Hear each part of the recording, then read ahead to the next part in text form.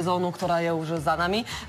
Rozpočet sa bude vypočítavať iným spôsobom po novom. Tak ako to bolo doteraz a práve preto sme si pozvali aj ďalšieho hostia do Telerána, právnika z občianskeho združenia Podpora Jozefa Štora. Dobré ráno vám prajeme. Dobré ráno. Bavíme sa o tom, že mnoho domácností nekúrilo počas zimy a iné domácnosti ako keby doplácali aj na tieto, ale teda ten systém sa má prehodnotiť, aby bol viacej fér. A už sa to má prehodnotiť od najbližšieho zúčtovacieho obdobia, niekedy v máji, predpokladám. Áno. Musím povedať, že je to tretí pokus, pretože je to v podstate tretia vyhláška, ktorá rieši rozpočítavanie tepla. A ako sa hovorí, do tretice všetko dobré, tak tu je do tretice asi to najhoršie, čo sa mohlo stať, pretože tá vyhláška je jednou čistou katastrofou. Je to z toho dôvodu, že zámysel legislatívcov bol asi taký, aby sa to nejakým spôsobom upravilo tak, aby tí, ktorí kúria veľa, aby si zaplatili to, čo si majú zaplatiť, tí, čo kúria menej, aby ušetrili, boli zriadené povinnosti nejakých meračov na radiátoroch a tak ďalej, ktoré mali spôsobiť to, že ľudia budú šetriť, pretože si zaplatia to, čo je zamerané. No ale momentálny stav je taký, že ak podľa tejto novej vyhlášky, ak sa napríklad v bytovom dome vyskytne extrém, že niekto kúri extrémne málo a niekto kúri extrémne veľa a ten rozdiel je väčší ako 2,5, tak sa začne pracovať so základnou zložkou. Základná zložka je tá časť ceny tepla, ktorá sa prerozdeľuje na plochu bytu. No a ľudia samozrejme si rozhodovali na schôdzach, že no tak my chceme, ja neviem, 30% podľa plochy, zvyšok podľa meračov, alebo 40% podľa plochy, zvyšok podľa meračov, aby sa šetrilo, aby to bolo motivačné. No a týmto prepočtom, už prvé vyúčtovania sú vonku, tak extrém je 91% na plochu a 9% na merače. Je to motivačné? No to je demotivačné, čiže ľudia možno budú vypínať tie radiátory. Či čo sa bude? No takto, keď je to na plochu, tak vlastne vypnutý radiátor mi nepomôže. Vôbec vám nepomôže. To znamená, vznikne situácia, kedy ten, kto nekúril vôbec, zaplatí extrémne veľa a ten, kto kúril extrémne veľa, tak zaplatí nepomerne menej, ako by platil za predchádzajúce vyhlášky. To znamená, je to absolútne demotivačné a ľudia sa budú pochopiteľne búriť, pretože jednoducho je to nespravodlivé. Toto vôbec nepovažuje komunita správcov ani vlastníkov za spravodlivé.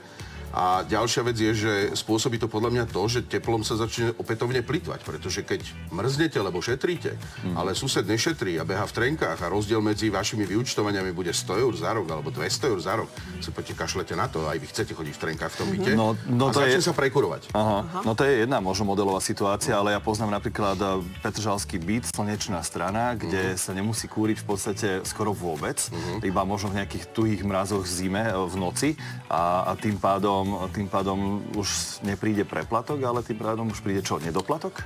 Závisí od toho, aká je celková situácia v tom dome, ale treba rátať s tým, že pokiaľ naozaj je tam veľa bytov, ktoré nepotrebujú kúriť, čiže tú spotrebu na tých meračoch majú veľmi, veľmi nízku a naopak druhá strana bytového domu, ktorá je v nejakom tieni, má extrémne veľkú spotrebu, tak sa to začne prerozdeľovať a tá zložka na metre štvorcové vlastne bude rásť, až môže dosiahnuť takú hodnotu, že budete veľmi prekvapení a zaplatíte násobne viac, ako ste platili v predchádzajúcom roku.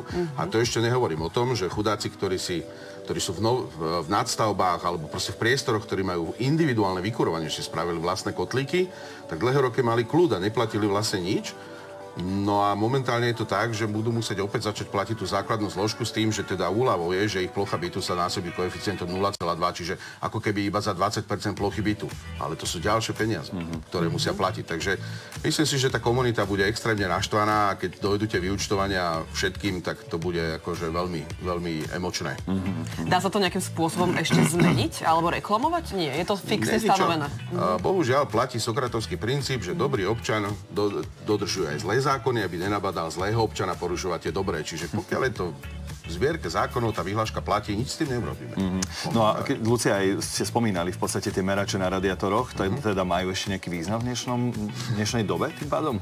No, ako pre koho? Pre tých vlastníkov úplne až tak nie, pre tých, ktorých predávajú a montujú, samozrejme áno. A ako nechcem to úplne generalizovať, lebo samozrejme nie všetky domy dopadnú takto katastrofálne, ale štatisticky významná časť, dovolím si povedať, až 2/3 domov dopadnú naozaj veľmi negatívne v tomto. Takže ten účel tých meračov na to šetrenie a motiváciu je už, by som povedal, výrazne slabší, ako bol, keď sa začali montovať. Už sme spomínali, že tam bude možno aj nejaký 100-eurový rozdiel, čiže o koľko asi povyskočia tie faktúry? To je veľmi individuálne. Závisí to teda od tej plochy. To veľmi závisí od toho, ale teda tie prvé vyúčtovania, ktoré už sú vonku, hovoria, že tá zmena je rádovo od 20 až do 80% rozdielu medzi predchádzajúcim a týmto rokom, čo sa týka rozpočítania. Že je veľmi individuálne a ľudia už sa nemôžu spoliehať na to, že som dlhodobo šetril, čiže viem, že to mám naškrečkované peniažky a príde preplatok, pretože táto výhľaška to tak radikálne mení, že a nielen tá výhľaška, ale vlastne aj správanie ostatných susedov v tom bytovom dome, že vám z toho